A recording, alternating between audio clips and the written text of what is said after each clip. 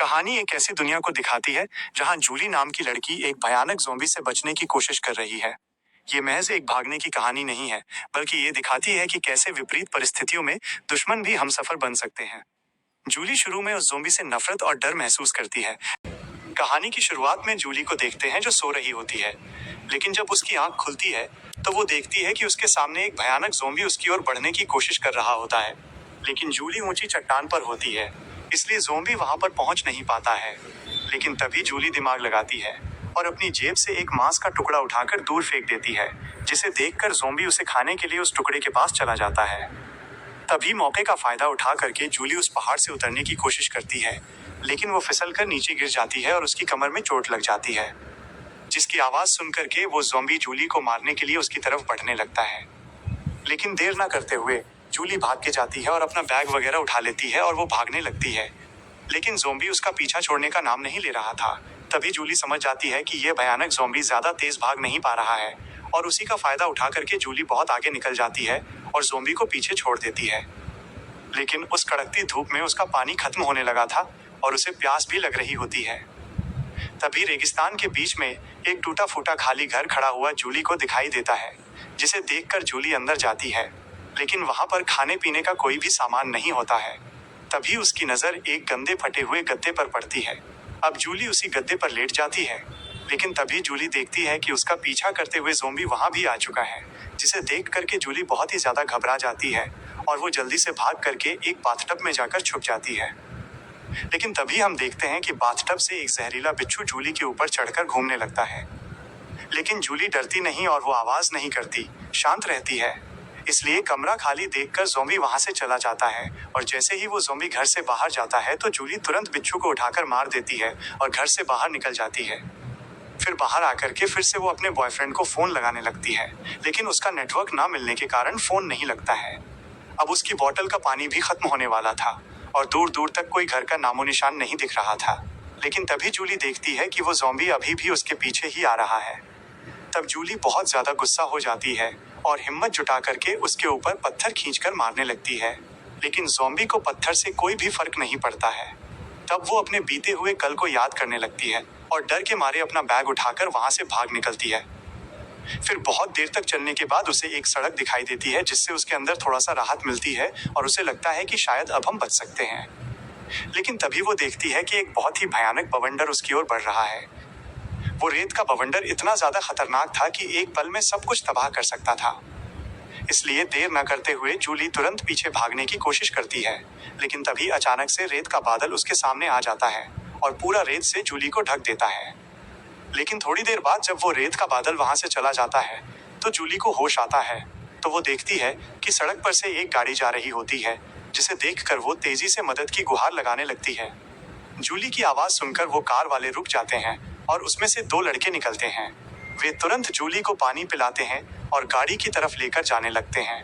गाड़ी में बैठने के बाद जूली उनसे बताती है कि वो रास्ता भूल गई है और एक भयानक बवंडर की वजह से उसका सामान भी खो गया है। ये बात सुनने के बाद वे दोनों जूली का बैग ढूंढने के लिए चले जाते हैं। उसी समय जूली गाड़ी में चैन से बैठकर सांस लेती है और अपना मोबाइल चार्ज करने लगती है। लेकिन जैसे ही वो शीशे में अपना मुंह देखती है तो उसकी नज़र एक फोटो पर पड़ती है, जिसमें एक आदमी और उसका बेटा होता है जो कि अब मर चुके हैं। ये देख करके जूली को उन दोनों पर शक होने लगता है, क्योंकि तस्वीर में पहने हुए युवक वही टोपी पहना था जो कि अभी उन दोनों लड़कों में से एक लड़का पहना हुआ है। अब उसका शक हकीकत में बदलने लगा था, इसलिए वो गाड़ी में कुछ ढूंढने लगती है। लेकिन तभी अचानक गाड़ी में से उन दोनों मरे हुए लोगों की जैकेट मिलती है, जिसे देखकर जूली समझ जाती है कि ये दोनों भागे हुए अपराधी हैं। फिर कुछ देर बाद वे जूली के बैग को पा जाते हैं और वे गाड़ी के अंदर आ जाते हैं।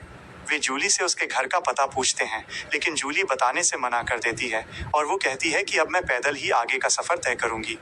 लेकिन वे दोनों जैसे भागे हुए अपराधी गुस्से में आ जाते हैं और जूली के मुंह पर पन्नी से बांध देते हैं और उसे गाड़ी से बाहर खींचकर निकाल लेते हैं। वे चाकू दिखा करके जूली को धमकी देने लगते हैं कि अगर तुमने अपने घर का पता नहीं बताया तो वो उसको भी वैसे ही मार देगा जैसे कि उसने गाड़ी के मालिक और उसके बेटे को मारा था। उनकी बात सुनकर जूली बहुत ज्यादा डर जाती है और डर के मारे वो अपने घर का रास्ता बता देती है। लेकिन उन दोनों अपराधियों की अब नीयत खराब होने लगती है और वे गाड़ी के पीछे ले जाकर के उसके साथ गंदी हरकतें करने लगते हैं। वहीं दूसरी तरफ वो ज़ॉम्बी भी अब रेत से बाहर निकलने लगता है और वो उन सबको देखकर गाड़ी की ओर आगे बढ़ने लगता है। तभी अचानक से वो उस गुंडे के पास आ जाता है जो जूली के साथ जबरदस्ती कर रहा होता है। तभी उसका दोस्त उस भयानक ज़ॉम्बी को आते हुए देख लेता है और वो डर के मारे छुपने लगता है। लेकिन तभी अचानक से देर न करते हुए ज़ॉम्बी उसके ऊपर हमला कर देता है और अपने जहरीले दांतों से उसे मार डालता है। ये सब नज़ारा देखकर जूली बहुत ज्यादा डर जाती है। तभी उस गुंडे का दूसरा दोस्त जल्दी से उठता है और गाड़ी लेकर भाग जाता है। ऐसा भयानक नज़ारा देखने के बाद जूली को अपना अतीत याद आने लगता है कि कैसे उसकी फैमिली पूरी उस राक्षस के शहर से मारी गई थी। लेकिन जूली को पता है कि ये राक्षस जल्दी ही उस आदमी का शिकार करके उस पर भी हमला कर सकता है। इसलिए वो जैसे ही उठती है तभी वो देखती है कि वो अपराधी जो भागा था उसकी गाड़ी से कुछ खाने का सामान और एक डिब्बा गिर जाता है। जूली तुरंत डिब्बे को लेती है और उसमें पानी की बोतल रखकर जाने लगती है। वो अब कुछ ही दूर चली होती है कि तभी ज़ॉम्बी फिर से उसके पीछे आ जाता है। तभी जूली रास्ते में देखती है कि बहुत सारे टायर वहां पर पड़े हुए हैं, जिसे देखकर जूली एक टायर उठाकर उस ज़ॉम्बी के गले में बांध देती है और उसमें वो अपना डिब्बा भी बांध देती है ताकि वो चलता रहे और उसका सामान भी खींच कर लाता रहे। जूली की ये योजना काम कर जाती है और दोनों साथ में ही आगे बढ़ रहे थे। रास्ते में चलते चलते जूली अपने बीते हुए कल के बारे में उस ज़ॉम्बी को बताने लगती है। जूली बताती है कि कुछ सालों पहले उसने एक लड़की को जन्म दिया था, लेकिन अपनी रॉयल जिंदगी जीने के लिए उसे उसकी बड़ी बहन के पास छोड़ दिया था, क्योंकि वो जानती थी कि वो एक अच्छी माँ नहीं बन पाएगी। फिर बातों बातों में ही वे एक बड़ी चट्टान के पास आ जाते हैं। फिर जूली उसी टायर में एक रस्सी बांधती है और उसे चट्टान से उस ज़ॉम्बी को वहीं पर बांध देती है। लेकिन जैसे ही वो ऐसा करती है तभी वो देखती है कि ज़ॉम्बी भी उसके पीछे आने की कोशिश कर रहा होता है। ये देख करके जूली के अंदर दया आ जाती है और वो उस ज़ॉम्बी के पास आ जाती है और वो ज़ॉम्बी से कहती है कि अगर तुम हमें नहीं मारोगे तो मैं तुम्हें इस रस्सियों से आज़ाद कर दूंगी। ये कह करके जूली टायर खोल देती है और उस भयानक ज़ॉम्बी को मुक्त कर देती है। इसके बाद ज़ॉम्बी तुरंत जूली की ओर बढ़ता है, लेकिन जूली चिल्लाकर उसे रुकने के लिए कहती है। हैरानी की बात तो ये थी कि ज़ॉम्बी उसकी बात मानने लगता है और उसके काबू में आ जाता है। फिर अगली सुबह वे दोनों सड़क तक पहुंच जाते हैं। लेकिन तभी जूली देखती है कि कुछ सैनिकों की गाड़ियां वहां से गुजर रही होती हैं। उसे देखकर जूली डर जाती है और उस ज़ॉम्बी को सड़क के किनारे छुपा देती है ताकि वे सैनिक उसे देखकर जान से न मार दें। वे सैनिक जा ही रहे थे कि तभी अचानक से सैनिकों की गाड़ी वहां पर रुकती है और सैनिक वहां पर छानबीन करने लगते हैं। तभी जूली ज़ॉम्बी को चुप रहने के लिए डांटने लगती है और फिर वो खुद सैनिकों के पास आ जाती है और कहती है कि वो रास्ता भटक गई थी, इसलिए वो जंगल में अकेली पड़ी हुई है। सैनिक थोड़ा सोचते हैं, लेकिन फिर वहां से वे चले जाते हैं। लेकिन तभी वो ज़ॉम्बी जूली की बात नहीं मानता और सैनिकों के सामने आ जाता है, जिसे देखकर सैनिक बहुत ज्यादा गुस्से में आ जाते हैं और तुरंत उसे मारने के लिए बंदूक तान देते हैं। जिसे देखकर जूली तुरंत ज़ॉम्बी के सामने खड़ी हो जाती है और वो सैनिकों से विनती करती है कि वे गोली न चलाएं। ये देखकर सैनिक समझ जाते हैं कि शायद ये उसका पति होगा। फिर वे फौजी वहां से जाने लगते हैं, लेकिन तभी एक फौजी उस ज़ॉम्बी के पैर में गोली मार देता है। ये देखकर जूली बहुत ज्यादा गुस्सा हो जाती है और तुरंत वो ज़ॉम्बी की मदद करने की कोशिश करने लगती है। लेकिन मदद करते समय ज़ॉम्बी जूली की एक उंगली काट लेता है, जिसे देखकर जूली बहुत ज्यादा डर जाती है और वो समझ जाती है कि अगर उसने जल्दी से इसका इलाज नहीं किया तो वो भी एक ज़ॉम्बी बन जाएगी। इसलिए वो भाग कर जाती है और अपना बैग खोलती है और दवा डाल देती है। लेकिन उसे समझ में आने लगता है कि अब वो इन्फेक्शन उसकी उंगली में फैल रहा है। इसलिए वो बहुत ज्यादा डर जाती है और देर न करते हुए एक पत्थर उठाती है और अपनी उंगली पर जोर जोर से मारने लगती है। पत्थर के तेज लगने की वजह से उसकी उंगली कट जाती है और वो ज़ॉम्बी बनने से बच जाती है।